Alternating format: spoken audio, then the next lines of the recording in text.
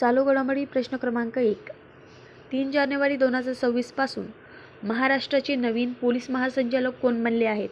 Police खात्यातील सर्वात मोठं पद म्हणजे पोलीस महासंचालक. आता नवीन बनले आहे 2026 मध्ये. कोणत्या तारखेला? 3 जानेवारी 2026ला. त्यांचे नाव काय? सदानंद दाते. या अगोदर कोण होते पोलीस महासंचालक महाराष्ट्राचे? रश्मी शुक्ला. समजलं? चला पुढे तुम्ही बघू शकता. त्यांच्या बाबतीत थोडक्यात बघून घेऊ. IPS अधिकारी आहेत ते. सदानंद दाते राज्याचे नवीन पोलीस महासंचालक आहे. DGP. प्रश्न क्रमांक 2 आपल्यासमोर आहे.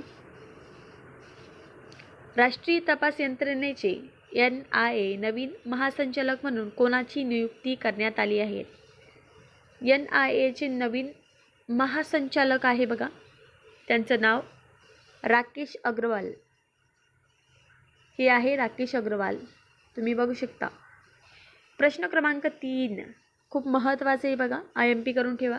कारण की जगातील पहिले कीटक कोणते आहे ज्यांना त्यांच्या नैसर्गिक अधिवासाचे रक्षण करण्यासाठी कायदेशीर हक्क प्रदान करण्यात आलेले आहेत? कोणते कीटक आहे मग ते? तर ॲमेझॉनमधील डंक नसलेली मधमाशी आहे बघा. हा थोडक्यात बघू शकता तुम्ही. ही ती मधमाशी आहे, त्याला डंक नाही, त्याला आपण पाळू शकतो. ॲमेझॉनच्या जंगलामध्ये ती असते बघा. आणि जगातील पहिले कीटक येते ज्याला कायदेशीर हक्क मिळालेला आहे बघा, डंक नसलेली मधमाशी. बघू शकता तुम्ही. चला पुढे प्रश्न क्रमांक 8 आपल्यासमोर आहे. 8वा राज्य वेतन आयोग स्थापन करणारे देशातील पहिले राज्य कोणते बनले आहेत? प्रश्न क्रमांक 4. 8वा वेतन राज्य सांगा. तर आसाम.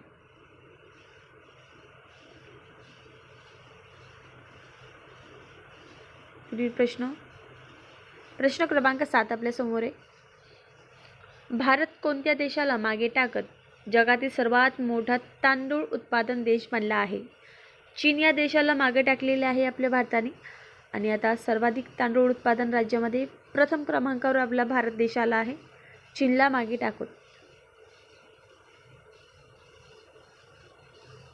प्रश्न क्रमांक 8. अलीकडेच आसाममधील गुवाहाटी येथे ज्योती विष्णू आंतरराष्ट्रीय कला केंद्राचे उद्घाटन कोणाच्या हस्ते झाले आहे? बघा, आसाममध्ये गुवाहाटी आहे हे माहिती झालं. आसाम याच राज्यामध्ये ज्योती विष्णू आंतरराष्ट्रीय कला केंद्राचे उद्घाटन झाले बघा. ते उद्घाटन कोणी केले होते? तर केंद्रीय गृहमंत्री अमित शहा. गृहमंत्री कोण आहेत? अमित शहा आहे. त्यांनी उद्घाटन केले आसाममध्ये. आसाममधील गुवाहाटीमधील ज्योती विष्णू आंतरराष्ट्रीय कला केंद्राचे. ठीक आहे, तुम्ही बघू शकता इमेजमध्ये त्यांनी उद्घाटन केलेले आहे. ठीक आहे, पुढील प्रश्न क्रमांक 9. डिसेंबर 2025 मध्ये भारतीय नौदलाची कोणती पाणबुडी निवृत्त केली आहे? तर त्या पाणबुडीचं नाव आहे INS सिंधू घोष. तुम्ही बघू शकता इमेजमध्ये निवृत्त झालेली आहे बघा ती. प्रश्न क्रमांक 10 आपल्या समोर आहे. दरवर्षी जागतिक ब्रेल दिवस कधी साजरा करण्यात येत असतो? तर 4 जानेवारीला साजरा करतो आपण जागतिक ब्रेल दिवस, वर्ल्ड ब्रेल डे. 11 नंबरचा प्रश्न आपल्या समोर आहे. दरवर्षी धर्मवीर छत्रपती संभाजी महाराज यांचा राज्याभिषेक सोहळा दिवस कधी साजरा केला जातो? तर 16 जानेवारीला साजरा केला जातो बघा.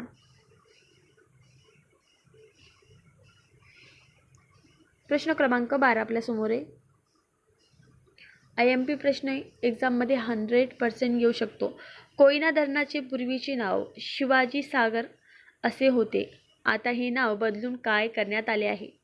अगोदर होते कोयना धरणाचे नाव शिवाजी सागर, आता श्री छत्रपती शिवाजी महाराज कोयना जलसागर असं आता नवीन नाव आहे.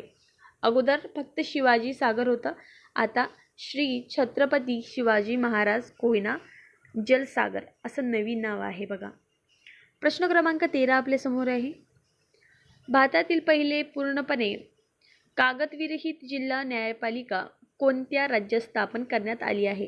तर केरळ या राज्यामध्ये स्थापन करण्यात आलेली आहे. भारतातील पहिली आहे बघा. तर हे एक्झाममध्ये येऊ शकते. तुम्ही बघू शकता इमेजमध्ये पेपरलेस कोर्ट, डिस्ट्रिक्ट कोर्ट बघा. 14 नंबरचा प्रश्न, नीती आयोगाच्या निर्यात सज्जता निर्देशांक 2024 नुसार औद्योगिक आणि निर्यात क्षेत्रात कोणते राज्य पहिल्या क्रमांकावर आहे? तर निर्यात या क्षेत्रामध्ये आपला महाराष्ट्र हे पहिल्या क्रमांकावर आहे 2024च्या निर्देशांकात बघा. पुढील प्रश्न आहे प्रश्न क्रमांक 15 बघा. हा पुढील प्रश्न घेऊ. 16 नंबरचा प्रश्न, मेघालय उच्च न्यायालय टेक्नोपेड्सचे नवीन ब्रँड ॲम्बॅसेडर म्हणून कोणाची नियुक्ती करण्यात आली आहे? तर सचिन तेंडुलकर यांची.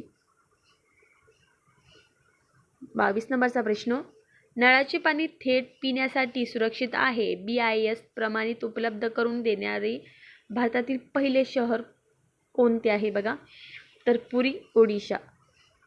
23 नंबरचा प्रश्न, केरळ राज्याचे नाव बदलून काय करण्यात येणार आहे? सेम राहणार आहे केरळचं केरळ, फक्त पुढे केरळम असं होईल. पुढे 24 नंबरचा प्रश्न आपल्या समोर आहे. ब्रिक्स शिखर परिषद 2026चे अध्यक्षपद भारताकडे असून या परिषदेचे बोधचिन्ह काय आहे? बघा, यावरती प्रश्न येऊ शकतो 100%. ब्रिक्स परिषदेची जे काही आहे यावेळेस आपल्या भारतामध्ये होणार आहे आणि त्याचं चिन्ह कमळ आहे. चला पुढील प्रश्न आपल्या समोर आहे 26 नंबरचा. मध्य प्रदेशातील रतापानी व्याघ्र प्रकल्पाला कोणाचे नाव देण्यात आले? तर विष्णू श्रीधर वाकणकर असं त्यांचं नाव आहे. 27 नंबरचा प्रश्न, दरवर्षी राष्ट्रीय भूगोल दिवस कधी साजरा करण्यात येत असतो? तर 14 जानेवारीला साजरा करतो आपण. पुढील 28 नंबरचा प्रश्न आपल्या समोर आहे. दरवर्षी भारतीय सेना दिवस कधी साजरा करण्यात येतो? तर भारतीय सेना दिवस 15 जानेवारीला आपण साजरा करतो. पुढील प्रश्न क्रमांक 29. 14 ते 16 जानेवारी दरम्यान राष्ट्रकुल सभापती आणि पीठासीन अधिकाऱ्यांच्या 28व्या परिषदेचे आयोजन भारतात कोणत्या ठिकाणी करण्यात आले? तर नवी दिल्ली या ठिकाणी करण्यात आले आहे बघा. हे काही महत्त्वाचे प्रश्न होते तुमच्या सिलेक्शनसाठी, तुमच्या परीक्षेसाठी खूप महत्त्वाचे हे प्रश्न ठरणार आहे बघा. तुम्ही कोणत्याही एक्झामची तयारी करत असाल तर तुमच्यासाठी खूप बेस्ट हे क्वेश्चन ठरणार आहे. तुम्ही बघू शकता स्वतःहून. धन्यवाद.